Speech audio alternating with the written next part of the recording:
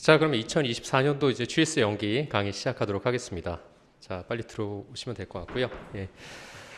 이제 2024년 데뷔를 해가지고 오늘 첫 시간인데요. 아무래도 이제 처음 여러분들 이제 2차라는 이제 노동법 2차 공부를 이제 처음 하시게 되는 오늘 첫날이라고 보시면 될 것 같은데, 아무래도 이제 뭐 1차하고는 2차는 분명히 이제 뭐 제목부터가 다르기 때문에 뭔가 다르겠죠. 그렇죠?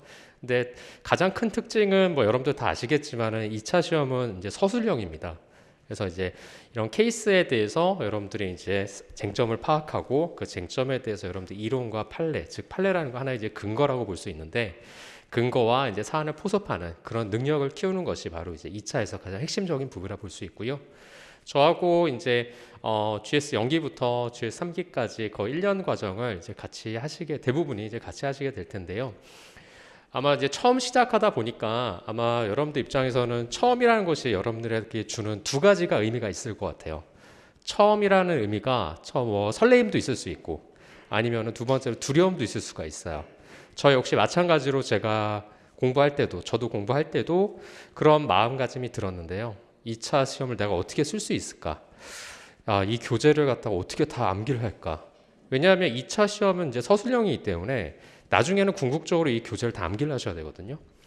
근데 이거에 대해서 내가 어떻게, 우리가 과목 시험이 사실 이 노동법만 있는 게 아니잖아요. 그렇죠? 그렇기 때문에 모든 과목들을 다 암기하고 내가 해낼 수 있을까라는 막연한 두려움이 있을 수는 있다고 보여져요. 지금 입장에서는. 근데 저도 마찬가지고 다른 분들도 마찬가지고 누구나 다 이 과정을 겪어왔기 때문에 여러분들이라고 여러분들하고 못 극복할 그런 뭐 어떤 과목이라든가 공부는 아니라고 보여져요. 그렇기 때문에 이 시험을 극복을 하려면, 즉 합격을 하시려면, 우리가 이제 법학을 공부하잖아요. 법학에서는 이제 성립 요건이라는 것이 들어가는데, 여러분들이 합격을 하시려면 성립 요건이 뭐가 되겠어요?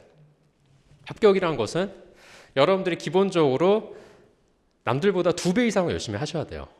즉 여러분들 경쟁자보다도 2배 이상 열심히 하셔야지만 합격을 할 수가 있다는 거죠. 왜 제가 이 말씀을 드리냐면, 처음부터 좀 약간 무거운 얘기인 것 같은데, 아무래도 이제 우리 시험 같은 경우는 2차 시험이 굉장히 어렵다는 거 여러분 다 아시고 오실 거예요.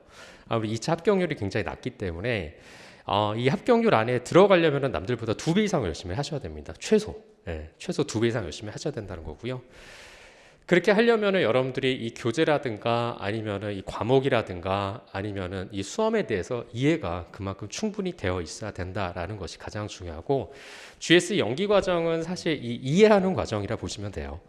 그래서 우리가 보통 GS 연기, GS 1기, GS 2기, GS 3기 이런 식으로 우리가 과정이 이제 들어가죠. 이 GS라는 건 뭐 그룹 스터디의 약자인데, 이 수험과 즉 신림동 고시총계에서 그냥 시스템화된 어떤 그러한 교육 체계라고 보시면 될 것 같고요. 별 의미는 없어요. 별 의미는 없는데, 보통 GS 연기는 이제 이해 단계라고 보시면 됩니다. 이해 단계. 그다음에 GS 1기는 이제 정리 단계. 이 정리라는 거는 이해와 정리가 같이 들어가는 부분이거든요. 이해와 정리가. 그러니까 이때까지는 거의 이해 위주로 가시면 되는 거고요. GS 2, 3기 정도 되면은 이제 암기가 들어가야 되는 부분입니다. 그래서 여기서 보시는 것 같이 여러분들이 공부를 하실 때는 3단계 프로세스로 공부를 하시면 되는 거예요. 뭐죠? 여기 나와 있는 게 이해하시고요, 정리하시고, 그 다음에 암기하셔야 돼요. 이게 여러분들이 2차 공부의 가장 기본적인 프로세스라고 보시면 돼요. 그렇기 때문에 보통 뭐 이때부터 뭐 암기를 하신 분들도 있고 그래요. 그거는 뭐 사람마다 다 다르고 학습 능력에 따라서, 이해도에 따라서 다르기 때문에 그건 뭐 어떻게 할 수 없는데, 뭐 정석이라는 건 없잖아요. 진리라는 건 없기 때문에.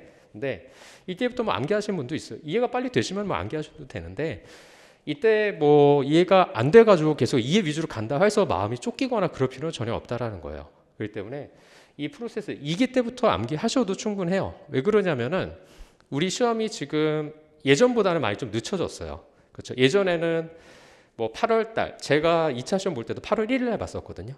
근데 지금은 이제 9월 달에 보죠, 시험이. 거의 한 달이 더 늦춰졌어요. 그렇기 때문에 암기할 수 있는 시간은 그만큼 더 늘어났다 보시면 될 것 같아요. 그렇기 때문에 이 GS 1기 때 암기를 못했다라고 해서 마음 조급할 필요는 없고요. 이때까지 이해하시는 게 가장 중요합니다. 어차피 암기라는 거는 우리 과목이 아니라 2차 시험은 굉장히 휘발성들이 다 강해요. 휘발성이 뭐냐면 다 날아갑니다, 진짜. 한 번 암기했다고 계속 남아있지 않아요. 계속 날아갑니다. 그렇기 때문에 여러 번 꾸준히 봐야 돼요. 여러 번 꾸준히. 그래서 이때 암기했다고 그래서 암기가 먼저 그러니까 계속 남아있느냐? 그렇지는 않다라는 거예요. 그렇기 때문에 이해가 되면은 암기는 자동적으로 됩니다. 그래서 여러분들이 이해 위주로 가지는 게 좋고, 오늘 저하고 이제 GS 연기 들어가면서 이해 위주로 계속 보시면 되고요. 오늘 사실 첫 시간인데요. 첫 시간은 우리 뭐 목차 있다 보고 그다음에 강의에서 보면 알겠지만은 뭐 총론 부분이에요. 그래서 총론 부분은 뭐 그렇게 중요한 부분은 아닙니다. 그래서 이 부분에 대해서 여러분들이 뭐 암기를 하고 학설이 이렇게 되고, 만약에 뭐 예를 들어서 근로삼권의 법적 성격과 관련해서 자유권설이 있고 생존권설인데 생존권설에 추상적 권리설이 있고 막 더 깊게 들어갈 필요는 없다라는 거예요. 그렇기 때문에 우리 시험에 맞게끔 공부를 하시면 되는 겁니다. 왜냐하면 2차 시험 처음 공부를 하시게 되면 여러분들 의욕이 굉장히 넘치세요. 대부분이. 그래서 굉장히 막 깊게 들어가려고 그러시는데 그럴 필요가 없어요. 어차피 시험에 안 나와요, 이런 것. 여러분들이 학설을 아무리 이 학설이 왜 이렇고 이 학설이 이렇고, 처음에는 재밌어요. 그렇게 자기가 파고 들어가는 게. 근데 시험에는 안 나와요. 그렇다고 여러분들 합격하시잖아요? 더 안 봐요. 나올 리가 없어요. 교수님이 학설이라는 게 중요하지 않아요, 실무에서는. 왜냐하면 실무에서는 행정이사로 판례가 중요한 거지, 교수님의 학설, 이게 법규범설이고 계약설이고 이런 거는 전혀 중요하지 않아요. 보지도 않고요. 몰라요, 사람들도. 합격하신 분들도 몰라요. 공부할 때만 잠깐 보는 거지 실무 나가서 그런 거 안 봐요. 그렇기 때문에 제가 오늘 첫 시간에서 말씀드리고 싶은 건 뭐냐면, 조급해하지 말라라는 거. 절대 조급할 필요 없고, 여러분 이제 시작하는 거예요. 이제 시작하는 거기 때문에 절대 조급할 필요 없고요. 그 다음에 두 번째, 항상 공부를 이해, 정리, 암기의 프로세스로 가셔야 된다는 거. 이게 가장 중요한 겁니다. 요게. 근데 이 시기와 관련해서는 아까 전에 말씀드린 것처럼 수험생들마다 이해도가 다 다르기 때문에 그거는 여러분들이 결정을 하셔야 되는 부분이에요. 아까 전에 말씀드린 것처럼 공부를 하는 건 진리가 없어요. 방법에는. 다 여러분들이 강사님이나 아니면 여러분들 아는 선배님들 얘기를 통해서 여러분들의 공부 방법을 빨리 찾는 것이 가장 중요합니다. 2차 같은 경우에는. 그렇기 때문에 제 말이 다 진리라고 볼 수는 없고요. 다른 강사님 말도 들어보시고, 그래서 나한테 맞는 공부 방법이 뭔지를 한번 찾는 것이 지금 단계에선 가장 중요하다 볼 수가 있습니다. 지금 단계에선. 그래서 그렇게 보시면 되고요. 그 다음에 세 번째로 말씀드릴 수 있는 거는 아까 전에 말씀드린 것처럼 우리는 수험을 공부하는 거예요. 학문을 연구하는 게 아니기 때문에 학설에 매몰돼 가지고 거기에 빠져들어서 이러고 어쩌고 뭐 이렇게까지 볼 필요 없다라는 거예요. 그러니까 그렇게 하시려면 나중에 합격하시고 대학원이나 박사과정 들어가시면 돼요. 예. 그렇기 때문에 그런 거에 매몰될 필요 없고요. 제가 강의할 때는 예전에는 그런 것도 얘기한 적이 있었는데 요즘은 그런 얘기를 안 해요. 아예. 그래서 총론 같은 경우에는 오늘 거의 빨리빨리 넘어갈 겁니다. 빨리빨리. 근데 총론 같은 경우에는 GS 연기 때 이후는 안 봐요. 거의. 안 보기 때문에 안 본다는 건 뭐죠? 그만큼 별로 중요하지 않다라는 거예요. 그렇기 때문에 중요한 거 위주로. 어차피 나중에 여러분들 암기하시려면 여러분들이 선택과 집중을 해야 돼요. 이 책이 다 800페이지 정도 되는데 800시 되는 책을 여러분들 다 암기할 수 있을 것 같아요? 못한단 말이에요. 저도 못해요. 저도. 그렇기 때문에 선택과 집중, 중요한 부분을 위주로 계속 가져가셔야 되는 거예요. 그러니까 여러분들 2차 시험장 갈 때 여러분들이 교수님 기본서하고 수험서, 우리 시험이 이틀 동안 보잖아요. 이틀 동안 볼 때 책 다 두고 가실 것 같아요? 못 들고 가요. 여러분들. 어떻게 다 들고 가요? 무거워서. 그렇죠? 그래서 여러분들이 시험장에 딱 들고 갈 수 있는 책 한 권을 가져가야 되는 게 바로 이 정리라는 거예요. 그게 이 수험서든 아니면은 뭐 교수님 기본서든 여러분들 서브노트든 여러분들이 시험장에 가져갈 무기 하나는 가져가야 된다는 거죠. 그러니까 그게 이제 정리라는 부분이고, 그 부분 가지고 계속 반복적으로 하는 거예요. 암기라고 하는 것은. 그렇기 때문에 여러분들이 항상 여러분들만의 무기를 항상 만들어야 된다는 거. 시험장에 가져갈 날, 그러니까 가져갈 책 하나는 꼭 여러분들이 거기다 이제 정리를 하는 거죠. 그렇죠? 그걸로 여러분들이 이제 시험장까지 난 이 책을 가져가겠다라고 생각하시면 됩니다. 그래서 마지막 세 번째는 아까 말씀드린 것처럼 우리는 수험, 고시를 공부하는 거지 우리 학문 연구하는 게 아니에요. 그렇기 때문에 너무 이 학문에, 노동법이라는 학문에 매몰될 필요는 없습니다. 그래서 판례 위주로 보시면 돼요. 학설에 너무 매몰되지 마시고 판례 위주로 보시면 된다라고 말씀드릴 수 있을 것 같고요. 사실 뭐 처음에 제 소개도 안 하고 그냥 막 수험에 대한 얘기만 갑자기 하다 보니까 갑자기 뭐 좀 주소가 없이 될 것 같은데, 아무튼 첫날부터 약간 좀 무거운 얘기를 했는데 아무튼 뒤늦게나마 좀 반갑다는 말씀도 못 드리고 지금 이렇게 벌써 말씀을 좀 드렸네요. 아무튼 뭐 거두절미하고 GS 연기 이제 강의 시작하는데요. 저는 여러분들하고 이제 GS 연기 동안 이제 노동법, 2차 노동법을 이제 같이 이제 공부하게 된 유정수 노무사라고 합니다. 그래서 여러분들하고 뭐 저를 아시는 분도 있고, 뭐 제 강의를 뭐 들었던 분도 있고, 작년에 들었던 분도 오늘 또 계신 분도 있긴 한데, 아무튼 뭐 제 소개는 그냥 뭐 여기 강의 케이스의 양력으로 대신하도록 하고요. 저는 뭐 아시겠지만은 이 고시 시장에서는 가장 실무를 오래 한 그 노무사라고 보시면 될 것 같습니다. 아무래도 제가 이제 기수가 조금 높기 때문에 일찍 합격했기 때문에 저보다 이제 실무를 많이 하신 분은 사실 없다라고 볼 수 있을 것 같고요. 그런 점에서 여러분들한테 이론과 실무를 조금 더 전달할 수 있는 장점이 있지 않을까라고 생각을 합니다. 그래서 그런 부분에서 수업 나가면서도 제가 그동안 이제 실무를 하면서 많은 경험들 이런 것들을 갖다가 이론 나갈 때 조금 여러분들 이해를 쉽게 하기 위해서 가끔 설명을 좀 드리도록 하겠습니다. 자, 그러면은 오늘 처음에 이제 진도 나가기 앞서서 강의 객서 잠깐 보고서 진도 한번 나가도록 하죠. 자, 강의 객서 다들 가지고 계실 텐데요. 강의 객서 보시면은 이제 양력 나오고요. 양력 뭐 제 소개 이걸로 가름하도록 하겠습니다. 자, 오늘 교재는 자, 율노동법 이제 그 4판이 나왔고요. 그래서 이번 달에 나왔죠. 그래서 아마 교재들 아마 다 가지고 계실 텐데요. 안 그래도 이제 교재 관련한 문의가 좀 있었어요. 오늘 또 수강생 중에서도 한번 여쭤보셨는데, 작년에 이제 제 강의를 들었던 분이신데, 이제 작년에 제 책에 이제 3판에다 다 이제 정리를 하셨는데, 책이 또 바뀌었잖아요. 책이. 이기 때문에 책을 꼭 사야 되냐라고 이제 물어보시는 분들 가끔 있어요. 책이 바뀔 때마다 항상 새 판 나올 때마다 항상 뭐 질의가 항상 있는 건데요. 기본적으로 이제 노동법 책, 법학 책들은 뭐 체계가 바뀌거나 뭐 이러지 않는 이상은 크게 바뀌진 않아요.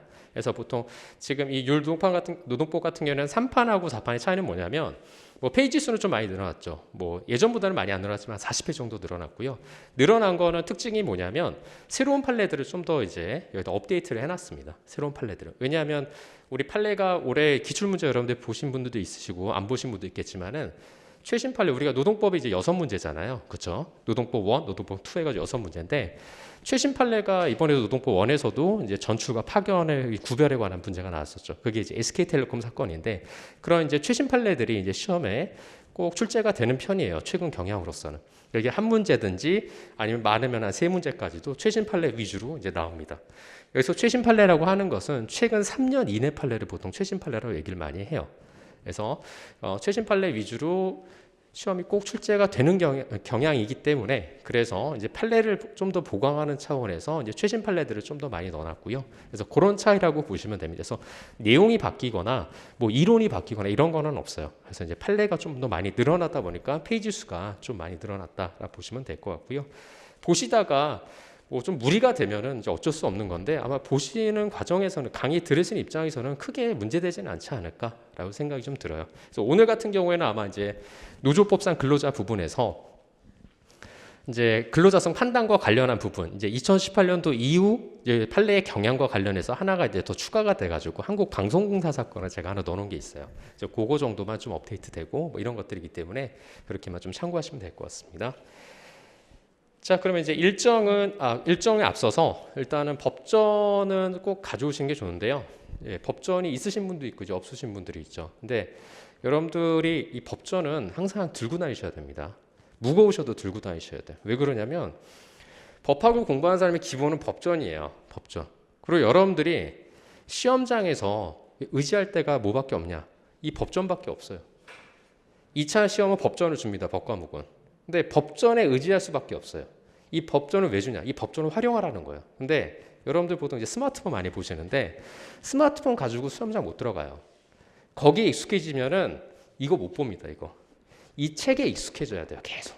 이 법전에 익숙해져야 됩니다. 이 법전의 체계라든가 어떻게 되고 어떻게 구성이 되어 있고 이런 것들에 익숙해져야 빨리빨리 찾고 빨리빨리 더 많이 작성할 수가 있어요. 남들보다도. 그렇기 때문에 절대 스마트폰 보시면 안 됩니다. 반드시 법전 들고 다니세요. 법전 무거워도 법전 들고 다니시고, 자, 그 다음에 자, 일정은 오늘부터 자 13주, 그러니까 12월 21일까지고요. 다음 주는 뭐 전체가 이제 추석 연휴 기간이기 때문에 이제 강의가 전체가 다 없죠, 그렇죠? 그래서 그거 참고하시면 될 것 같고요. 저희 시간은 이제 2시부터 이제 진행이 됩니다. 근데 뭐 이 사정상 여기 강의실 사정상 아마 제가 뭐 확정된 건 아닌데 아까 잠깐 들었는데 이 시간이 좀 앞당길 수 있느냐, 뭐 1시 정도로 해서 앞당길 수 있느냐, 뭐 그런 얘기가 좀 있긴 한데 아주 확정된 건 아닌 것 같아서 아마 수강생분들하고 아마 협의가 되면은 뭐 조정이 될 수는 있을 것 같아요. 그래서 1시간 정도 앞당기는 것 정도로 이렇게 조정이 될 수 있을 것 같은데 아직 확정된 건 아니니까 그건 참고하시면 될 것 같습니다. 자, 질문은 여기 제 이메일로 보내시면 되고요. 뭐 이 이메일은 제가 이제 업무 메일도 이쪽으로 다 받기 때문에 그래서 뭐 수시로 확인하는 편입니다. 수시로 확인하는데 모든 질의를 다 답변해 드리진 않아요. 왜냐하면 여기 보신 바와 같이 저는 여러분들의 수험에 관한 질의만 받지 실무적인 여러분들 개인 사건이라든가 뭐 노동 사건이라든가 아니면 산재 사건이라든가 이런 사건들에 대해서 뭐 자문을 구하신 분도 있고요. 가끔은 이제 회사에 재직지신 분들이 이제 회사의 노동법률에 관한 자문을 좀 구하신 분들이 있어요. 근데 그런 거는 제가 답변 드리지는 않습니다. 저는 여러분들의 관계는 수험에 있어서의 어떤 지식 전달의 관계이지 제가 여러분들 개인에 대한 자문이라든가 회사에 대한 자문이라든가 이런 것들을 하는 건 아니기 때문에 그리고 그거에 대한 답변을 드릴 법률상 의무가 없기 때문에 그건 참고하시면 될 것 같고요. 그 다음에 이제 뭐 실시간으로 질문하시는 분들이 좀 있어요. 실시간이 뭐냐면 거의 뭐 1시간마다 질문하시는 분들 가끔가다 있는데 제가 1시간마다 질문하시면 답변을 못 달아요. 다 제가 뭐 개인 과외도 아니고 이게 1시간에 앉아가지고 계속 답변 드릴 수는 없는 거거든요. 그렇기 때문에 그런 부분들 그 다음에 수업 시간에 또 말씀드렸던 부분인데 계속 반복적으로 또 질문하시는 분들이 있어요. 그러니까 그런 것들은 제가 먼저 처음에 이제 말씀을 드리다가 나중에 이제 답변을 안 드립니다. 그래서 제가 만약에 답변을 안 드리는 순간 이 딱 오면은 아 내가 요 세 가지 중에 하나겠구나라고 생각하시면 되고요. 사실 이렇게 하는 이유는 뭐냐면 온라인으로 들으신 분도 있고 실강으로 들으신 분들이 있어요. 근데 누구나 다 자기가 다 혜택을 받고 싶어 해요. 그건 뭐 인간으로서 당연한 거죠. 그렇죠? 근데 여기 계시는 분들이 다 동일한 수업료를 내고서 다 동일한 조건에서 수업을 듣는 거예요. 근데 누구 하나만 제가 특혜를 드리거나 그럴 수 있는 건 아니죠. 근데 그런 특혜를 드리기 시작하면 여기서 이제 말이 나오기 시작하는 거예요.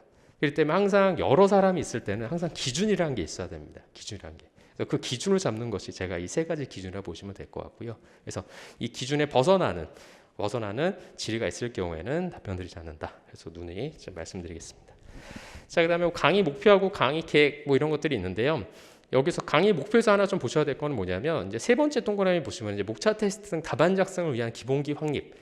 사실 GS 연기는 이해를 위주로 이제 답안지를 쓸 수 있을 그러한 어떤 내용에 대한 이해가 이제 가장 목표라고 볼 수가 있는데 목차 테스트는 뭐냐면 이제 작년에 이제 제 수업 들으신 분들은 아시겠지만은 오늘 배운 거에 대해서 이제 다음 시간에 제가 한 10분 정도는 목차 테스트를 봅니다. 그래서 여러분들이 이 제가 출제한 목차 테스트에 이제 목차를 잡고서 이제 작성을 하는 연습을 할 거고요. 이 목차 관련해서 여러분들이 내용까지 쓰면 좋은데 여러분들이 아직은 이 내용에 대해서 이 노동법 내용에 대해서 이해나 암기가 안 돼 있기 때문에 내용을 쓰기는 어려울 거예요. 그렇기 때문에 이제 목차 즉 이 단원의 구성이 어떻게 들어가는구나.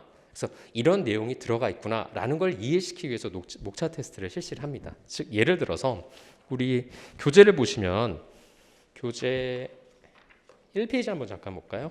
1페이지 목차 쪽인데요. 목차 보시면 제 교재의 특징이 뭐냐면 목차가 이렇게 대목차가 나와 있어요. 목차에. 그래서 로마자 목차들이 나와 있죠. 만약에 이제 다음 시간에 노동법에 의해 대해서 논하시오라고 쓰면은 여러분들이 여기 로마자 1 노동법의 개념 2 노동법의 규율 대상 이런 거를 쓰라는 거예요. 이런 목차들은. 근데 여기서 더 나아가서 자 잠깐 노동법의 의의 파트를 한번 잠깐 보죠. 어디 보시냐면 뒤로 넘기셔서 2페이지 한번 볼게요. 노동법의 의의 한번 보면은 거기 보면 아까 로마자 목차가 있죠. 2페이지입니다. 한 장 더 넘기시면 돼요. 거기 말고 목차 쪽 말고 뒤쪽에 노동법의 의의. 노동법의 의의. 거기 보시면은 노동법의 개념 있고 내용 나와 있고 그다음에 노동법의 규율 대상 그다음에 아라비아 숫자 1번 노동관계 이렇게 쭉 들어가죠. 그다음에 방가로 1번 뭐 이런 식으로 들어가는데 여러분들 암기가 많이 되어 있으면 방가로까지 쓰셔도 되고요. 더 깊게 쓰셔도 상관은 없어요. 이거에 대해서 제가 뭐 채점하거나 그러지는 않습니다. 그러니까 여러분들 일주일 동안 얼만큼 공부를 했는지 그리고 이 단원에 대해서 얼만큼 이해를 했는지를 자가 테스트하는 거기 때문에요. 그러니까 여러분들이 쓰고 싶은 만큼 쓰시면 돼요. 근데 능력이 되시면 더 쓰셔도 되고 뭐 내용까지 쓰시면 뭐 금상첨화죠. 사실은 이제 그렇게 보시면 될 것 같습니다. 그래서 그렇게 가볍게 보는 거니까 여러분들한테 부담 드리려고 그러는 건 아니에요. 그래서 여러분들한테 조금이나마 이 노동법의 체계에 대해서 이해를 시키기 위해서 하는 거고요. 어차피 나중에 여러분들이 이제 답안지를 작성하게 되면은 목차부터 잡고 글을 쓰게 됩니다. 그래서 그런 연습들을 지금부터 먼저 하기 위해서 하는 거니까 여러분들 그렇게 생각하시면 될 것 같고요. 그래서 그게 좀 특징적인 거다라고 보시면 돼요. 자, 다음 페이지 넘겨보시면 이제 강의 계획서입니다. 강의서 보시면은 자, 이제 주차별로 어디까지 이제 진도가 나갈지에 대해서 이제 나와 있는데요. 그래서 오늘 같은 경우에는 가장 중요한 부분이 1주차 보시면 이제 OT 있고 지금 OT 하고 있죠. 자, 노동법 총론, 그다음에 노동기본권, 노동법상의 권리 의무 주체인데 가장 중요한 건 노동법상의 권리 의무의 주체예요. 노동법의 권리를 가진 자가 누구고 노동법의 주체가 이 노동법을 향유할 수 있는 주체가 누구냐가 가장 중요한 거죠. 그렇기 때문에 가장 중요한 부분은 이 부분이라고 보시면 됩니다. 오늘의 하이라이트는 노동법상 권리 의무의 주체 누굴까요? 근로자가 있고 사용자가 있고 그 다음에 노조법상으로 보면은 뭐가 있겠어요? 노동조합이 있을 수가 있겠죠. 그래서 노동법상 권리 의무의 주체는 근로기준법상 근로자, 노조법상 근로자, 근기법상 즉 근로기준법상 사용자, 그 다음에 노조법상 사용자 이렇게 단원이 구성된다고 볼 수가 있어요. 그래서 가장 중요한 부분이고 시험에서도 주로 나오는 파트라고 보시면 됩니다. 왜 중요하냐? 왜 중요할까요? 노동법상 권리 의무의 주체가 노동법을 실질적으로 적용받는 자를 정하는 거잖아요. 그렇죠? 노동법을 적용받는 자를 정하지 않고서 노동법에 대해서 누구한테 적용을 할 거냐는 거죠. 그렇기 때문에 가장 중요한 거는 내가 노동법에 적용을 받는 자냐 아니냐 그걸 판단하는 게 중요한 거고 내가 노동법에 있어서 누구한테 임금을 받느냐 내 사용자가 누구냐를 정하는 것도 굉장히 중요한 부분을 볼 수 있는 거죠. 그렇죠? 그렇기 때문에 가장 기본이라고 보시면 되는 거예요. 여기서부터 모든 것들이 다 출발한다라고 보시면 됩니다. 그래서 오늘은 이제 그렇게 구성이 된다라고 볼 수 있고요. 자, 그러면은 이제 강의 계획서는 이렇게 정도로 마무리하도록 하겠습니다. 자, 우리 교재를 그러면은 잠깐 보면은 교재 2페이지 노동법의 의의부터 한번 볼게요. 여기서부터 보시면은 노동법의 법원 뒤에 있고 그 다음에 근로 3권, 근로권, 그 다음에 근로 3권, 뭐 단결권, 그 다음에 근로 3권의 제한 여기까지가 총론 파트예요. 총론 파트인데 여기서 딱 중요한 건 하나밖에 없습니다.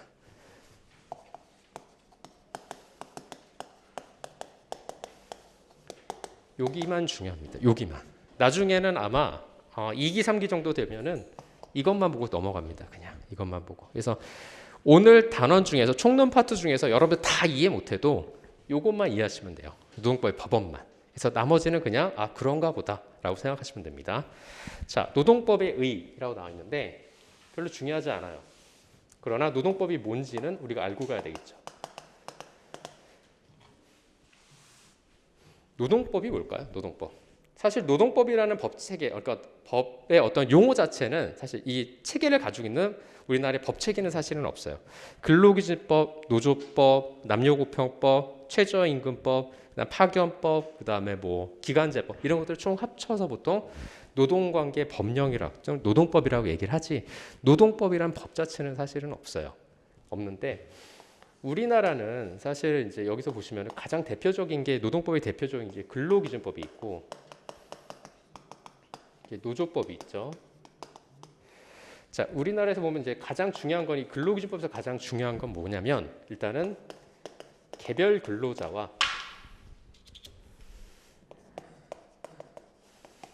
사용자를 규율하는 법률이에요.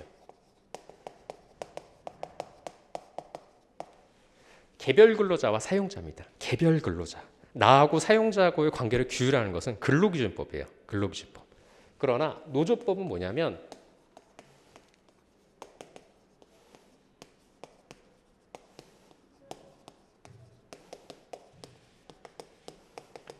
근로3권 보장을 목적으로 하는 법률이에요. 근로3권의 주체, 근로3권의 주체는 근로자도 되고 노동조합도 돼요. 근데 근로3권을 행사하는 주체는 누가 되냐면 노동조합이에요. 단체 교섭을 행사하고 단체 행동을 하고 하는 거는 근로자 개인이 하는 게 아니라 노동조합이 하는 거예요. 노동조합이. 그래서 행사 주체는 누구냐면 노동조합이에요. 그러니까 노동조합과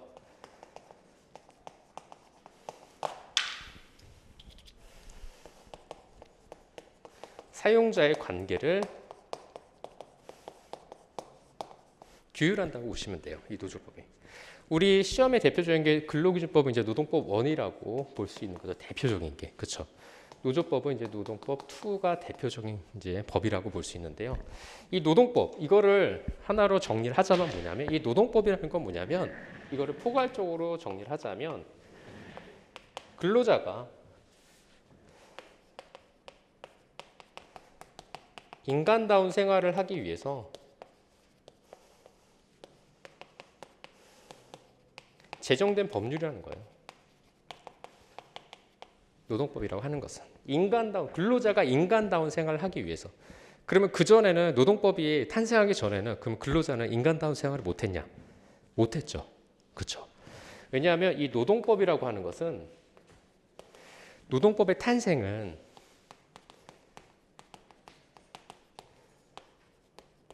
시민법 원리를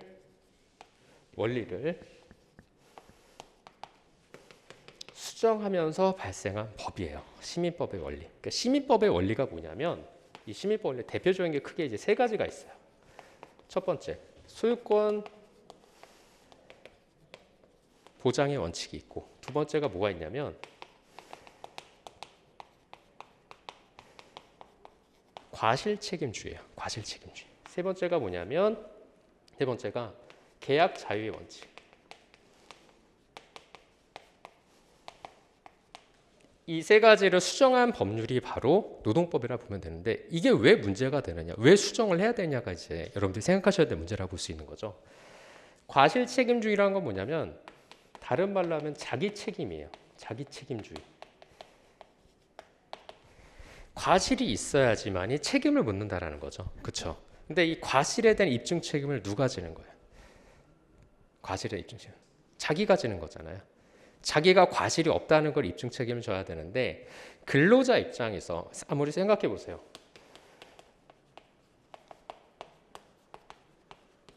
사용자와 근로자가 기본적으로 이건 실무적인 얘기일 수도 있는데 사용자하고 근로자가 간에 여러분들이 아마 일반적으로 그러니까 나중에 합격하시고 회사에 들어가신 분도 있을 테고 노무법인을 해서 이제 뭐 재직하신 분도 있고 여러 가지 분들 있을 텐데요.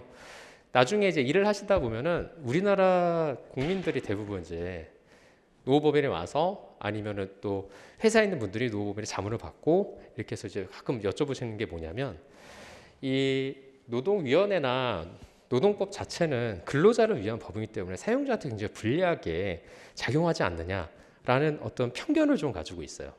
제가 봤을 때 이게 편견이라고 좀 보여지는데 사실 어떤 개별 사건에서 노동 사건에서 물론 처음에 여러분들 보시겠지만은 일단 사용자와 근로자 경제적으로 누가 더 우월한 지위에 있죠? 경제적으로 사용자가 더 경제적으로 우월한 지위에 있죠. 자본주의 사회에서는 돈 주는 사람이 더 우월한 지위에 있을 거 아니에요. 그렇죠? 그렇기 때문에 우월한 지위에 있으니까 뭐죠? 정보가 더 많이 가지고 있을 수밖에 없어요.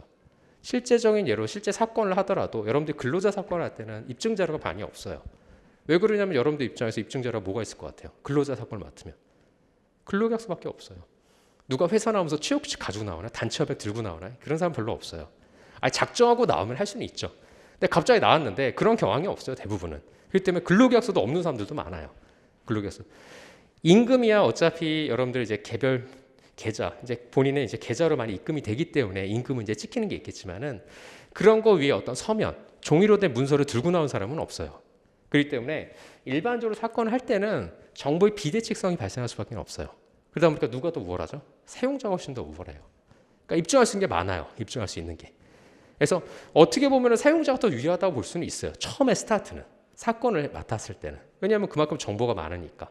그러나 물론 정보가 많다 그래서 사건을 이기는 건 아니죠. 그렇죠? 근데 과실 책임주의가 뭐냐면 내가 입증을 해야 되는데 근로자 입장에서 입증할 게 별로 없잖아요. 그럼 근로자 입장은 어떻게 되겠어요?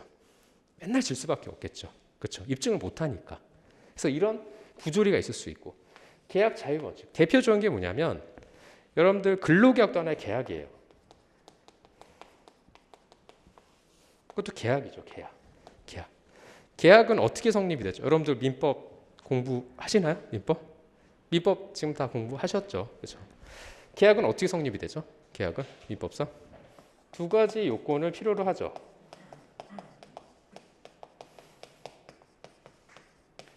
청약과 승낙으로 이루어지잖아요. 계약은.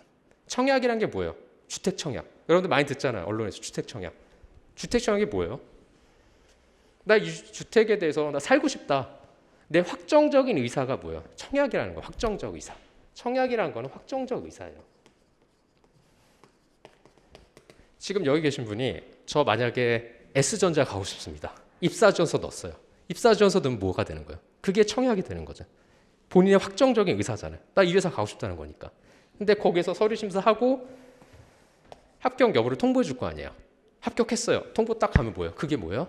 승낙이 되기 때문에 그때부터 뭐다? 계약은 성립되는 거예요. 계약은. 그렇죠? 그러니까 이 계약은 자 대표적인 게 이제 우리는 노동법을 공부하니까 이제 근로계약인데 근로계약을 함부로 해지할 수 있나요? 해지하면 뭐가 돼요? 근로계약의 해지라고 하는 것은 다른 말로 하면 이건 법적 성격이 사실상 해고예요. 해고. 해고라는 건 뭐냐면 우리가 아직 해고 파트를 배우지 않았지만은 사용자의 일방적인 의사표시에서 근로관계를 종료하는 걸 말해요. 그러니까 만약 예를 들어서 앞에 계신데 너 나가. 제가 사장이에요. 너 나가. 퇴사해. 그럼 이건 뭐가 돼요? 일방적인 의사표시죠. 근로관계를 종료하겠다는. 그럼 그건 해고가 되는 거예요. 해고. 그러면은 근로계약의 해지라는 건 뭐예요? 사용자 근로계약 해지예요. 그러면 뭐예요? 이건 해고라는 거예요. 해고. 그럼 사용자가 마음대로 해고할 수 있다는 거죠. 계약 자유 원칙이라는 건 바로 이런 부분이에요. 일반적으로. 그러니까 시민법 하에서는 이런 부조리가 자꾸 발생을 하니까 근로자들이 뭐예요? 인간다운 생활을 못 하는 거예요. 그래서 인간다운 생활을 할 수 있게끔 자, 우리가 뭔가 제도적으로 좀 보호를 하자라고 해서 탄생한 법이 바로 노동법이라고 보시면 됩니다. 이 노동법. 자, 그래서 그런 내용이고요.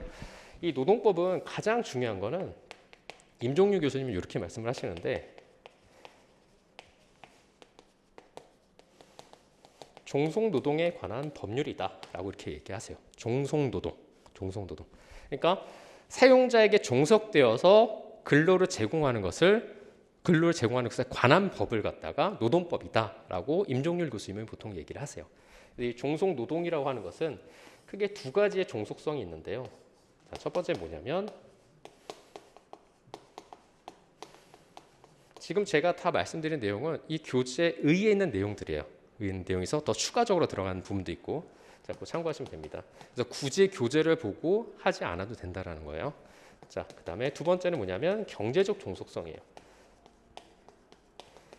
인적 종속 뭐죠? 인적 종속성이라는 거는 내 인신이 사용자에게 구속되어 있느냐라는 거죠. 출퇴근이 정해져 있고 업무 장소가 정해져 있고 그렇죠? 취업 규칙에 적용을 받고 근로계약에 적용을 받느냐 이런 것들이 바로 인적 종속성이죠. 경제적 종속성은 다른 말로 하면 독립사업자성인데 경제적으로 종속되어 있느냐 내가 노동시장에 나와 있는데 이 진입 자체가 사용자에게 어떤 종속되어야지만이 여기에 들어올 수가 있느냐 이런 것들이 바로 경제적 종속성의 부분이라는 거예요. 노동시장에 진입하는 거 그러니까 그런 거를 결정할 수 있는 어떤 종속성을 의미하는 거죠. 그래서 독립사업자성이라고 얘기하는데 이 두 가지 종속노동이라는 것은 인적 종속성과 경제적 종속성을 의미합니다. 근데 이 얘기를 왜 하냐? 요게 오늘의 하이라이트가 뭐라고 그랬죠? 노동법의 권리 의무의 주체라고 했죠. 거기에서 요 내용이 나옵니다. 요 내용이 나오는데 요 내용이 근로기준법상 근로자와 노조법상 근로자를 판단하는 기준이 돼요. 즉 뭐냐면 인적 종속성은 근기법상 근로자성을 판단하는 기준이 됩니다. 그러니까 근로기준법상 근로자에 해당하려면 인적 종속성이 있어야 된다는 거예요. 내가 사용자에게 내 인신이 구속되어 있느냐라는 거예요. 예를 들어서 아까 말씀드린 것처럼 뭐 취업 규칙에 적용을 받느냐, 아니면은 근로 시간이 정해져 있느냐, 아니면 취업 장소가 정해져 있느냐 이런 것들이 되고 경제적 종속성에 관한 법률은 뭐냐면 노조법상 근로자예요. 노조법상 근로자를 판단할 때는 경제적 종속성 위주로 판단합니다. 이게 사실은 2018년도부터 요 얘기가 이제 뒤에 나올 거예요. 오늘 마지막 시간에 2018년도에 이렇게 이원화에서 판단했어요. 판례에서. 그러니까 그 전까지는 뭐였냐면 노조법상 근로자를 판단할 때도 인적 종속성을 기준으로 판단을 한 거예요. 그러니까 학계에서는 굉장히 비판이 있었어요. 그 비판의 내용도 뒤에 다 나오는데 아니 그럼 이게 뭔 차이가 있느냐? 왜냐하면 근로기준법과 노조법의 제정의 취지가 다르잖아요. 그러면은 당연히 노조법상 근로자와 근기법상 근로자의 재정 취지도 달라야 되는 건데 어떻게 똑같은 종속성을 가지고 판단을 하느냐라는 것이 학계의 비판이었어요. 그래서 2018년도에 이제 재능교육 사건이라는 판결에서 대법원이 근기법상 근로자는 인적 종속성을 기준으로 판단하고 노조법상 근로자는 경제적 종속성을 기준으로 판단한다라고 판시한 게 이제 어떻게 보면 구별 기준의 최초 판례가 돼요. 그래서 그 내용이 이제 뒤에 나오는데, 그래서 이 인적 종속성과 경제적 종속성의 개념은 조금 기억을 해두시는 게 좀 좋다라고 볼 수 있어요. 자, 그래서 이 내용이 이제 노동법상 이제 노동법에 의해 관한 내용이고요. 여기 이제 내용들이 쭉 나오는데, 자 보시면은 뭐 노동법의 개념 이런 것도 나오고요. 뭐 노동법의 규율 대상. 그래서 노동 관계라는 건 뭐 다른 말로 이제 근로 관계라고 표현을 하는데, 우리나라는 사실 이 일본하고 좀 다른 게 뭐냐면, 사실 뭐 뒤에서 이제 노동법의 법원에 대해서 얘기할 때 제가 법칙에 대해서 말씀 좀 드리겠는데, 일본과 우리나라의 차이는 뭐냐면, 우리나라는 근로기준법이라고 하죠. 일본은 뭐라고 그러냐면 노동기준법이라고 해요. 이 우리나라 노동법은 뭐 여러분도 아시겠지만 일본의 법을 이제 개수해가지고 우리나라 노동법이 탄생을 했는데, 일본에서는 이제 노동자라고 하고 표현을 하고 법정에서, 우리나라는 근로자라고 표현해요. 왜 여긴 노동이라고 우리 근로를 할까? 이런 거에 대한 고민을 해보신 적은 없으시죠? 네, 없을 텐데, 왜 그러냐면 우리나라가 이제 남북으로 분단되어 있잖아요. 그렇죠? 저기 북쪽에 무슨 당이 있죠? 여러분들? 조선인민 뭐 해방군, 뭐 조선 노동당 뭐 이렇게 있잖아요. 노동당. 예. 그 노동이라는 의미가 약간 이제 어떻게 보면 이제 남북으로 대치되어 있는 상황에서 어떤 이제 정치적 고려가 좀 작용했다고 보시면 될 것 같아요. 이런 정치적 고려 때문에 우리가 법전에서는 사실은 이제 노동기준법이라는 얘기는 잘 안 쓰고 이제 근로자 또는 이제 근로기준법, 그래서 근로란 말을 쓰고, 여기서도 이제 지금 노동관계라고 썼는데 뭐 근로관계, 보통 실무에서는 보통 근로관계란 말을 훨씬 많이 씁니다. 노동관계라는 표현보다는. 그래서 이제 보통 이제 노총이라든가 뭐 이런 데는 이제 노동관계 이렇게 노동이란 말을 많이 쓰시는데, 보통 이제 뭐 경총이라든가 이런 데는 보통 이제 아무튼 근로 이런 쪽으로 많이 좀 쓰신다라고 보시면 되고요. 자, 종속노동은 아까 말씀드린 것처럼 경제적 종속성과 인적 종속성 이 두 가지로 나눠집니다. 그래서 그거에 대한 의의가 여기 나와 있죠. 자, 의의만 한번 잠깐 볼까요? 두 번째 줄 한번 볼게요. 끝에. 자, 근로자는 노동력을 팔지 않고서는 살아갈 수 없기 때문에 임금이나 그 밖의 근로 조건을 결정할 때 상대방과 평등한 입장에 설 수 없다는 거. 이게 바로 이제 경제적으로 종속되어 있다는 거죠. 그래서 경제적 종속성이라는 의미는 거고요. 자, 그 다음에 근로자는 또 그 노동력을 자신의 신체, 인격을 분리해서 제공할 수 없기 때문에 노동 과정에서 사용자의 지휘 명령 등 인적 지배를 받게 된다. 이게 바로 이제 인적 종속성에 관한 부분이죠. 그렇죠? 자, 뭐 시민법과 노동법. 그래서 아까 제가 말씀드린 이제 시민법의 어떤 폐해 이런 것들에 대해서 여기 나와 있어요. 그래서 방가로 목차들 보시면은 뭐 두 번째 2번에 보시면 뭐 저임금 장시간 노동의 열악한 근로 조건, 뭐 과실 책임주의에 따른 보상의 어려움, 그다음에 해고의 자유 뭐 이런 것들, 단결 활동의 금지 어가. 즉 밑에 각주 보시면 알겠지만은 일단은 이제 그 중세 시대 같은 거는 이제 그 그러니까 시민법 체계 하에서는 이 단체 행동 즉 쟁의행위가 이제 불법이라고 그때는 보고 있었어요. 사실 쟁의행위가 불법이라고 하면 쟁의하지 말라는 거잖아요, 사실. 그렇기 때문에 이런 제약들이 많았다라는 거죠. 그래서 이런 제약들이 많고 이런 부조리들이 많기 때문에, 자 밑에 보시면은 자 방가로 1번에 노동법의 발전과 시민법의 원리 수정. 그래서 두 번째 줄 보시면은 노동법은 시민법의 원리를 상당 부분 수정하면서 등장을 했다라는 거죠. 그렇죠? 그러니까 위와 같은 어떤 문제점들을 수정하면서 나타난 거고요. 그래서 여러 가지 것들, 뭐 노동보호법이라든가 산재보상제도 뭐 이런 것들이 이제 새롭게 이제 적용이 됐다라고 보시면 됩니다. 자, 5페이지 보시면 이제 노동법의 체계는 크게 두 가지죠. 이제 개별적 근로관계법의 대표적인 게 바로 이제 근로기준법이죠. 그렇죠? 그다음에 집단적 노사관계법에 관한 게 대표적인 게 이제 노조법. 그래서 제3의 영역이라고 해서, 자 보시면 기타가 이제 제3의 영역인데, 보통 협력적 노사관계. 그래서 우리 아마 2차 시험법에서 가장 끝에 보면 이제 노사협의회, 즉 근참법이라고 해서, 이 근참법이 이제 협력적 노사관계에 관한 법이에요. 그래서 제3의 영역이라 볼 수 있고, 그 다음에 이제 노동쟁송법. 노동쟁송법이 뭐냐면 이제 노동위원회에 관련된 부분이죠. 그래서 여러분들이 아마 나중에 이제 2차 공부하시게 되면 가장 여러분들이 좋아하시는 과목이 아마 행정쟁송법이 될 거예요. 예, 아마 굉장히 좋아하시게 될 겁니다. 아주 미치도록 좋아할 거예요, 여러분들이 정말. 그 다음에 이제 나중에 되면은 이제 그 시험 임박하게 되면 이제 노동법을 좋아하시게 될 겁니다. 제가 이 좋아한다, 라이크한다는 의미는 굉장히 반어법적으로 얘기하는 거예요. 왜냐하면 이 절차법이라는 것이 굉장히 어려워요. 처음에는. 왜 그러냐면 한번 해보면은 사실 쉬워요. 특히 예를 들어서 우리 노조법 파트에 이제 조정이라는 부분이 있어요. 조정. 여러분들 1차 공부를 하셔서 알겠지만 조정이라는 의미가 여러분들 그냥 막연하게 머리에 아마 와닿으실 텐데 조정이라는 걸 한번 해보잖아요. 사건을 대리해서 한번 해보게 되면 아 이게 이거였구나 라는 걸 한 번에 알 수가 있어요. 그러니까 이 절차라고 하는 것은 민사소송법도 마찬가지, 형사소송법도 마찬가지고요. 절차법을 머릿속으로 이해한다는 건 사실 쉬운 게 아니에요. 그렇기 때문에 행정쟁송도 마찬가지, 행정소송법도 마찬가지고요. 여러분들이 절차를 갖다 머릿속으로 이해하려니까 굉장히 어려운 거예요. 이제 그걸 나중에 한번 해보면은 분명 쉬울 수 있는데, 그래서 이제 노동쟁송 파트, 즉 노동위원회법도 여러분들이 굉장히 막연하게 아마 느껴질 겁니다. 그래서 이제 이런 것들이 이제 제3의 영역이다라고 보시면 되고요. 자, 그 다음에 이제 6페이지 노동법의 법원인데요. 이 교재를 한번 지금 첫 단원을 한번 봤는데 아마 다른 뭐 수험서들하고 여러분들 비교도 많이 해보셨겠지만은 제 책의 특징이 뭔지는 아마 딱 아실 거예요. 제 책은 일단 밑줄은 판례에만 밑줄이 가 있고요. 여기 보시면 7페이지 보면 안에 박스 보면 그 판례, 박스 안에 판례만 밑줄이 거져 있고 나머지 이론 부분 제가 밑줄을 하나도 안 그어놨어요.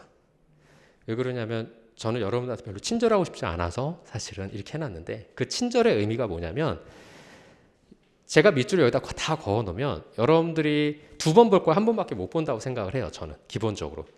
왜냐하면 여러분들이 직접 밑줄을 한번 긋고 그 내용에 대해서 한번 생각하라는 의미로 사실 밑줄을 하나도 안 걷어요. 그래서 밑줄 작업은 저하고 수업을 하면서 다 밑줄 작업을 할 겁니다. 밑줄 작업은. 그렇기 때문에 굉장히 여러분들한테 불친절하게 대하지만은 제가 굉장히 깊은 뜻이 있다라는 거, 이 교재에 대해서. 그래서 그렇게 생각하시면 되고요. 그래서 밑줄은 여러분들이 이제 여러분들의 중요한 부분, 제가 말씀드린 이제 중요한 부분 위주로 해서 밑줄을 그으시면 되고, 처음부터 이게 팁인데요. 처음부터 볼펜으로 하시면 안 돼요. 볼펜으로. 이게 볼펜으로 하시게 되면 나중에 굉장히 이제 보기가 힘들어집니다. 그래서 저 같은 경우에 참고로 이제 예를 들면 저는 이제 수험서 이제 공부할 때는 제가 이제 공부할 때 처음에 연필로 했어요. 연필로. 그다음에 두 번째는 이제 색연필. 두 번째부터 색연필. 더 중요한 거죠. 왜냐하면 이거를 아까 전에 말씀드린 것처럼 다 외우지 못해요. 여러분들이. 판례 같은 것도 굉장히 많아요. 판례를 어떻게 외우냐면 키워드만 외워요. 키워드. 중요한 단어들 위주로 해서 여러분들이 말을 만들어가는 겁니다.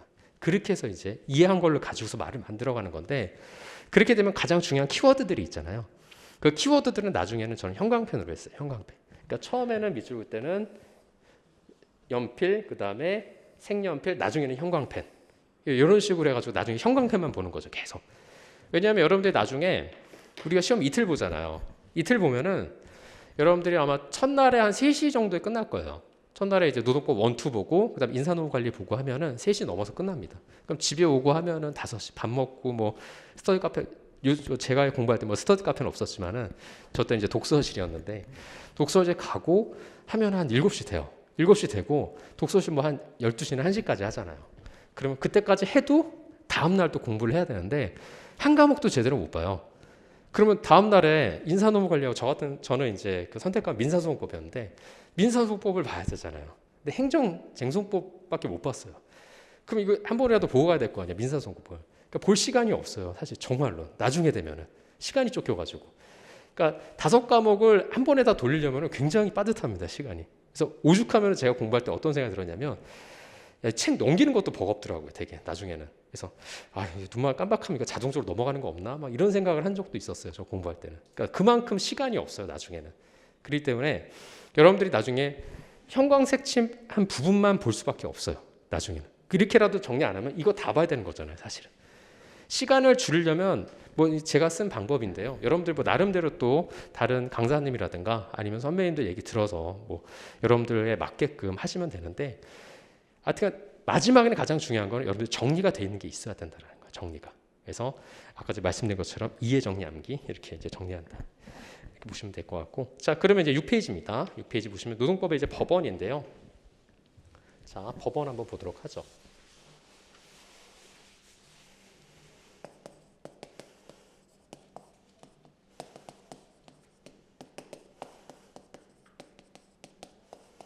자 법원이에요. 법원. 법자는 여러분들 아시죠? 그쵸? 법법자잖아요. 그쵸? 원은 뭐죠?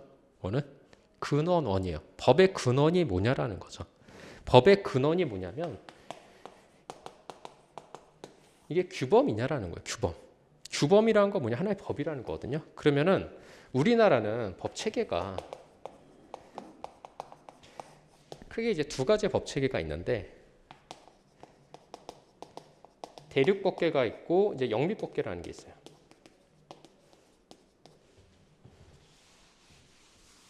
자, 이 대륙법계라는 건 뭐냐면 프랑스와 독일을 중심으로 하는 대륙의 법이라고 볼 수 있는데요. 대륙의 법. 여기서 대륙은 이제 중국이 아니죠. 그렇죠? 이 대륙의 실수 뭐 이런 거에 대해서 샤오미 얘기 많이 하는데 여기서는 유럽 대륙을 말합니다. 이 대륙법계의 가장 큰 특징은 뭐냐면 성문법이에요. 성문법. 성문법이 뭐냐면 법전이 있다라는 거예요. 법전. 근데 우리나라 같은 경우에 법전이 있나요, 없나요? 법전 있잖아요, 여기. 그렇죠? 법전 있잖아요. 그러니까 우리나라 무슨 법 체계죠? 대륙법계 체계예요. 이 대륙법계 체계에서 대표적인 나라가 아시아에서는 이제 일본이라든가 이제 우리나라가 대륙법계를 택하고 있습니다. 대륙법계를. 아까 전에 일본도 뭐죠? 근로기준법이 아니라 노동기준법을 가지고 있다고 그랬잖아요. 그렇죠? 그래서 일본도 노동법이 있고 영미법계라는 게 뭐냐면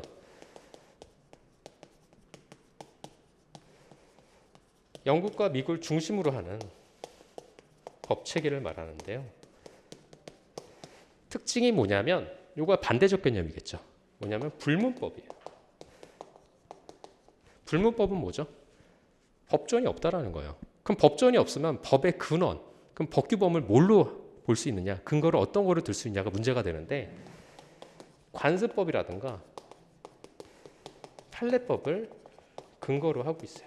즉 판례가 뭐죠? 하나의 규범이라는 거예요. 규범. 판례가 뭐냐면 법원이 되고 규범이 된다라는 거예요. 우리나라는 판례가 규범이 될 수가 없어요. 왜 그렇죠? 법전이 있잖아요. 법전이 규범이에요. 법에 있는 내용이. 근데 법전 이외 것, 성무법 체계이기 때문에 법전 이외 것들, 행정해석이라든가 아니면은 지금 말씀드린 이제 그 뭐죠? 아까 전에 뭐 단체협약이라든가, 그렇죠? 그다음에 뭐 취업규칙 이런 것들이 그러면은 규범으로서의 가치가 인정될 수 있느냐? 이런 것들이 이제 문제가 되는 거예요. 자, 법이 있는데 이 노사자치에 관한 법률, 즉 단체협약, 취업규칙, 근로계약 이런 것들을 하나의 법규범으로 볼 수 있느냐? 아니면은 그 다음에 여기 나와 있는 것처럼 주요 조약이라든가 아니면은 관행이라든가 노동 관행이라든가 행정해석이라든가 판례 이런 것들이 하나의 규범성이 인정될 수 있느냐? 이런 것들이 문제가 되는 거죠. 그래서 노동법의 법원에서 가장 문제가 되는 거는 특히 뭐냐면 관행 부분이에요. 관행. 이 노동 관행이 그러면은 규범성을 인정할 수 있느냐? 예를 들어서 실무적으로 얘기를 할게요. 한번. 여러분도 회사 다니신 분도 있겠지만은 회사에서 우리나라 법에서 정한 그걸 법정이라고 얘기하는데 법법자의 정할 정자죠. 법정 휴가는 뭐죠? 대표적인 게 근로기준법의 법정 휴가. 근로기준법 60조에 뭐가 있어요? 60조에 연차 유급 휴가가 있죠. 규정되어 있잖아요. 법에서 정한 휴가예요. 그렇죠? 근데 법에서 정하지 않은 휴가, 법정 휴가가 아니라 재량 휴가들이 있어요. 예를 들어서 만약 회사를 다니시면은 회사 창립 기념이라든가 아니면 뭐 노조 창립 기념이라든가 이런 것들을 만약 우리는 휴일로 정한다. 이런 것들을 보통 어디에 정하냐면 단체협약이나 취업규칙에 정해요. 그러면은 단체협약에 취업규칙 정하지 않고 만약에 예를 들어서 그냥 관행적으로 쉬어왔어요. 휴일로 봐가지고 쉬어왔는데 그럼 이거를 하나의 규범으로 인정할 수 있느냐? 이걸 하나의 법으로 볼 수 있냐? 우리가 그동안 이렇게 쉬어왔는데 이걸 하나의 법으로 볼 수 있느냐? 이게 문제가 될 수가 있는 거죠. 그래서 특히 이 노동법의 법원에서 가장 문제가 되는 거는 관행 부분이에요. 이 관행이 제일 중요하다라고 볼 수 있고요. 그래서 여기 보시는 것 같이 뭐 노동관계 법령 첫 번째가 이제 노동관계 법령인데 여기서 법령이라고 하는 것은 굉장히 포괄적인 개념이에요. 그래서 여러분들 이제 법학을 공부하시니까 그 용어 선택을 굉장히 잘 하셔야 되는데 법령이라고 하는 것은 첫 번째가 뭐냐면 국회에서 제정하는 법률이 있어요. 근로기준법, 노조법 다 뭐죠? 국회에서 제정해요. 그렇죠? 자, 그다음에 그 하위법이 뭐가 있죠? 시행령이 있어요. 근로기준법 시행령, 노조법 시행령 다 있죠. 자, 세 번째 뭐가 있냐면 더 하위법인 시행규칙이 있어요. 근로기준법 시행규칙, 노조법 시행규칙 이런 식으로 산재법 시행규칙. 법률, 시행령, 시행규칙을 합한 것이 바로 법령이에요. 법령. 그러니까 법령이라는 것은 굉장히 넓은 개념이죠. 근데 우리는 일반적으로 법령하고 법률을 헷갈려 해요. 같은 거라고 생각을 하는데 같은 게 아니에요. 다른 개념입니다. 다른 개념. 법령 안에 법률, 시행령, 시행규칙. 대표적인 게 시행령을 이제 대통령령이라고 하죠. 시행규칙을 보통 이제 부령. 여러분들 합격하시면 이제 고용노동부 장관이 이제 합격증을 주게 되는데 이제 고용노동 부령. 그다음에 뭐 문화체육부 장관 부령. 뭐 이런 식으로 해서 이제 부령이 이제 시행규칙이 보통 일반적이 되는 거죠. 그래서 이 법령이라는 것은 보통 법률, 시행령, 시행규칙인데 이 법령은 일반적으로 규범성이 인정이 돼요. 규범성이 법으로서의 어떤 존재 가치가 있다라는 거죠. 그렇죠? 그래서 크게 문제되진 않아요. 그다음에 대표적으로 두 번째, 이거 잠깐 지울게요.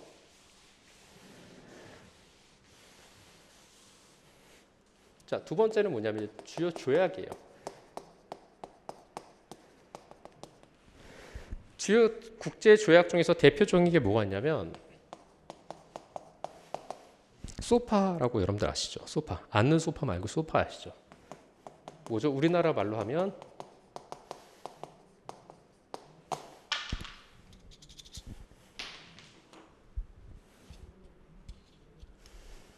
주한미군 지휘에 관한 협정이라고 그러죠.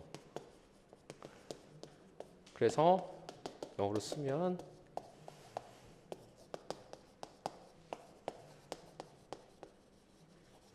Status of Force Agreement라고 하죠. 그렇죠. 주한미군 지휘에 관한 협정인데 국제 조약 같은 것도 국가 간에 체결한 조약, 국제법에 의해서 체결한 조약들도 하나의 규범성이 인정이 됩니다. 규범성. 그래서 크게 문제되지는 않아요. 이런 것들도. 그러니까 반드시 지켜야 된다는 얘기가 되는 거죠. 규범적으로는 의미를 갖고 있으니까. 그 다음에 이제 세 번째가 뭐냐면 노사자치 규범이에요. 근데 이건 너무 쉬워요. 노사자치 규범의 대표적인 게 단체협약, 노사자치잖아요. 그러니까 적용이 누구한테 되면 일반 국민한테 적용되는 게 아니에요. 노동관계 법령은 일반 국민한테 적용되는 법이에요. 그렇죠? 법령이라는 것은 일반 국민한테 적용되지만 노사자치 규범 누구한테 적용되는 거죠? 노사에게만 적용되는 거예요. 제한적으로 적용되는 거죠. 그렇죠? 자, 그다음에 취업규칙. 그다음에 근로계약이에요. 근데 그럼 이런 것들이 그럼 법규범성을 인정할 수 있느냐? 뭐 견해들이 있어요. 나중에 이제 뒤에 보시면 취업규칙 파트라는 단체협약 파트에 그 법적 성질과 관련해서 취업규칙을 법규범성을 인정할 수 있느냐? 그래서 계약설과 법규범설 다 똑같아요. 단체의 법적 성질도 계약설과 법규범설, 그다음에 취업규칙도 계약설과 법규범설 대립이 있는데 취업규칙 같은 경우에는 판례는 법규범설의 입장을 택하고 있어요. 하나의 법이다. 여기 보시면 노사자치 규범이잖아요. 규범이에요. 그러니까 단체협약도 대륙법계 체계를 취하는 국가에서는 일반적으로 단체협약에 대해서 규범성을 보통 인정을 합니다. 단체협약에 대해서. 그래서 노사자치 규범이라 돼 있잖아요. 그러니까 일반적으로 법규범성이 인정이 돼요. 그러니까 하나의 법이라는 거죠. 쉽게 얘기하면. 그래서 대표적인 게 실무적으로 여러분도 아마 인사위원회라는 거 아마 들어보신 적이 있을지 모르겠는데 뭐 징계위원회, 인사위 우리가 인사 및 징계 파트 보면 이제 징계 부분이 나와서 이제 징계 절차분 중에 하나가 징계위원회라는 게 있는데 징계위원회 관련해서 징계가 취업규칙의 필수적 기재사항이에요. 취업규칙 93조 보면은 이제 여러 가지의 그 취업규칙의 필수적 기재사항을 이제 우리 법에서는 규정하고 있는데 표창과 13호의 표창과 징계에 관한 사항이 보통 이제 표창과 제재에 관한 사항이 있는데 그 제재라는 게 이제 징계에 관한 사항이거든요. 그러니까 징계와 관련해서는 취업규칙의 필수적 기재사항인데 이제 징계위원회를 만약에 취업규칙에 넣어놨어요. 징계위원회를 넣어놨는데 징계위원회를 거치지 않고 만약에 징계를 했다라고 한다라면 법규범을 갖다가 위반한 거잖아요. 그러면은 그 징계가 부당하게 돼버린다는 거죠. 그래서 이 취업규칙에 있는 내용을 위반했을 경우에는 법규범성 위반이 돼서 무효가 된다는 거예요. 그러니까 만약에 이런 경우에는 부당 징계가 돼버리는 거죠. 징계위원회를 거쳐야 되는데 거치지 않고 징계를 했으면은 당연히 부당 징계가 돼버리는 겁니다. 그래서 이 노사자치 규범이잖아요. 규범이기 때문에 뭐다? 단체협약 취업규칙 근로계약은 하나의 법규범성이 인정이 된다라고 생각하시면 돼요. 그렇죠? 자, 그 다음에 관행 부분인데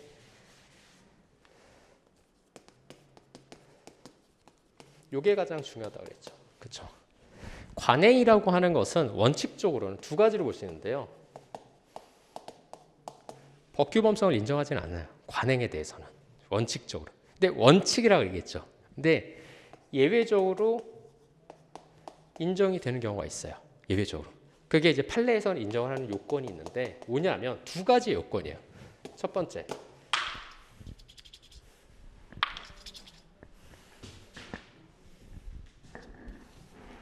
첫 번째 뭐냐면 이 노동 관행이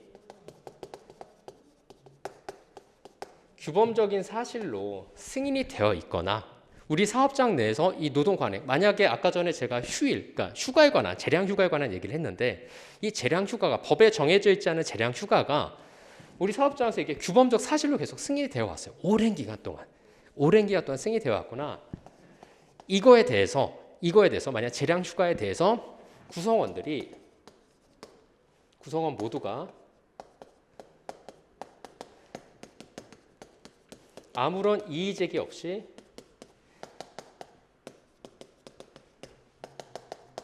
사실상의 제도로 확립되었다고 볼 수 있는 경우에는 이와 같은 두 가지 경우가 인정될 경우에는 노동관행이 법원성을 인정한다는 것이 우리나라 판례 입장이에요. 판례 입장. 그래서 요거 한번 확인해 보도록 하죠. 우리 교재에서. 자, 7페이지 한번 볼게요. 7페이지. 자, 노동관행 한번 보겠습니다. 자, 네 번째. 자, 노동관행 보시면은 자, 첫 번째 밑줄 그 필요 없어요. 노동관행은 그 자체로서 특별한 법적 효력이 없기 때문에 법원으로서의 성질을 갖고 있지 않아요. 자, 그런데 여기서부터 중요하죠. 두 번째죠. 노동관행이 자, 그 위에 동그라미 한번 쓰시면 됩니다. 기업관행 위에 이렇게 동그라미 1번. 제가 정리한 게 바로 이제 여기 나오는 거거든요. 그러니까 기업관행 위에 바로 1번이라고 동그라미 치시고 밑줄 그으시면 돼요. 기업 사회에서 일반적으로 근로관계를 규율하는 규범적 사실로 명확히 승인되거나 판례를 외울 때 이렇게 길잖아요. 그럼 나중에는 뭐만 기억한다? 저기 뭐라고 돼 있어요? 규범적 사실의 승인. 요것만 기억하고서 말을 붙이는 거예요, 이제. 말을. 이해되시죠? 그래서 나중에는 여러분들 형광펜 들어가는 부분은 규범적 사실의 승인만 들어갈 거예요. 그렇죠? 지금은 다 밑줄 들어가죠. 그렇죠? 기업사에서 일반적으로 근로관계를 규율하는 규범적 사실로 명확히 승인되거나 자, 두 번째 동그라미입니다.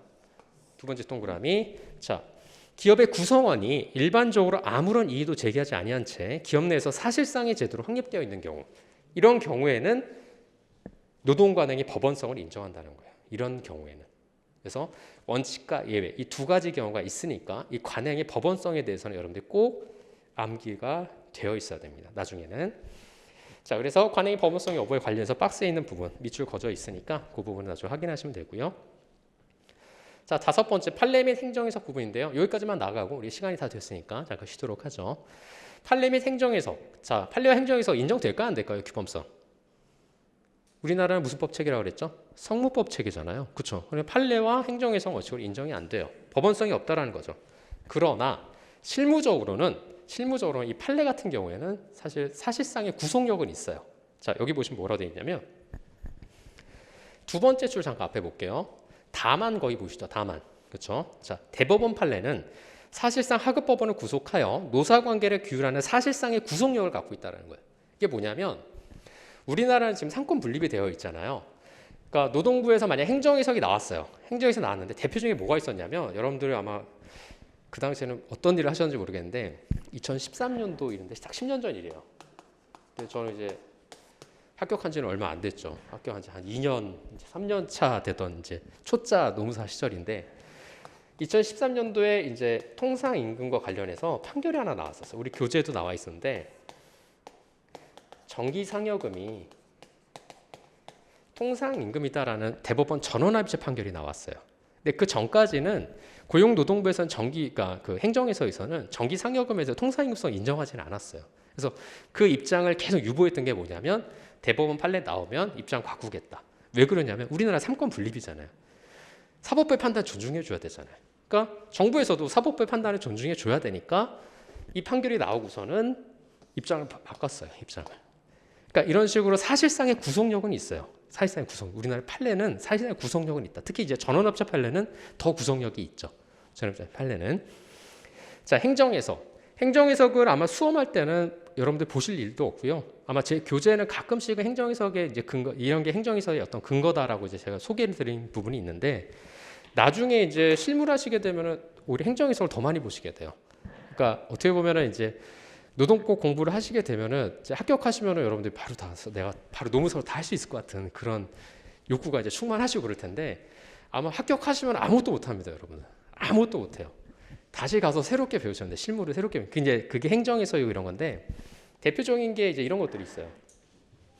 우리 시험 범위는 아니지만 2차 시험 범위는 아니지만은 그냥 예를 든 건데요. 제가 예를 들어 드린 건데, 배우자 출산휴가 있죠. 배우자 출산휴가가 예전에는 3일에서 5일, 3일까지만 유급이었어요. 3일만 유급. 3일만 이틀은 뭐예요? 그러면은 무급이었다는 거죠. 이게 법이 개정이 돼 가지고 지금 10일 이제 유급이죠. 전체 유급이에요. 근데 이때 3일에서 5일, 10일인데 실무에서 어떤 거 물어보냐면, 그럼 3일하고 5일 내에 휴일이 포함되냐? 휴일을 빼고 줘야 되냐? 휴일을 포함해서 줘야 되냐? 이런 게 바로 실무예요. 휴일 포함해야 될까요? 포함하지 말아야 될까요? 법이 없어요. 그렇죠? 법이 없기 때문에 이런 건 행정해석의 근거를 만들어야 돼요. 그래서 이런 지리웨스들이 굉장히 많아요. 왜냐하면 법이 모든 걸 다 커버할 수가 없어요. 그러다 보니까 판례라든가 행정해석이 존재를 하는 거예요. 근데 이거 모르셔도 돼요. 모르셔도 되는데, 기존에는 일요일이 만약 껴있어요. 휴일이 껴있으면은 휴일 포함해서였어요. 휴일 포함해서 3일, 5일 이렇게, 아니면 10일 이렇게 했는데, 그 행정해석이 변경이 돼가지고 2019년도에 변경이 됐어요. 변경이 돼서 휴일을 제외하고 10일입니다. 휴일을 제외하고. 그러니까 여러분들 만약에 뭐 주변에서 배우자 출산휴가 가시는데, 뭐 이 10일이 이제 휴일이 포함되냐 포함되지 않느냐 그랬을 때 휴일이 포함 안 되고 휴일 빼고 10일이다라고 이제 얘기해 주면 돼요. 그래서 사실 이제 그런 것들이 이제 바뀌는 부분이 이제 행정해석이고, 그런 것들이 사실상의 실무적으로는 좀 구속력은 있어요. 그런 것들이. 그래서 근데 우리나라 자체로 이거 자체로는 이제 법원성은 없는 거죠. 법원성은. 그래서 이렇게 보시면 됩니다. 자, 그래서 여기 보시면은 이제 행정해석 잠깐 볼게요. 두 번째 줄 중간에 보시면 다만, 뭐 밑줄 그을 필요는 없습니다. 두 번째 줄은 다만 콤마 있는데요. 하급관청도 노동행정 내에서는 구속력이 있죠. 그렇죠?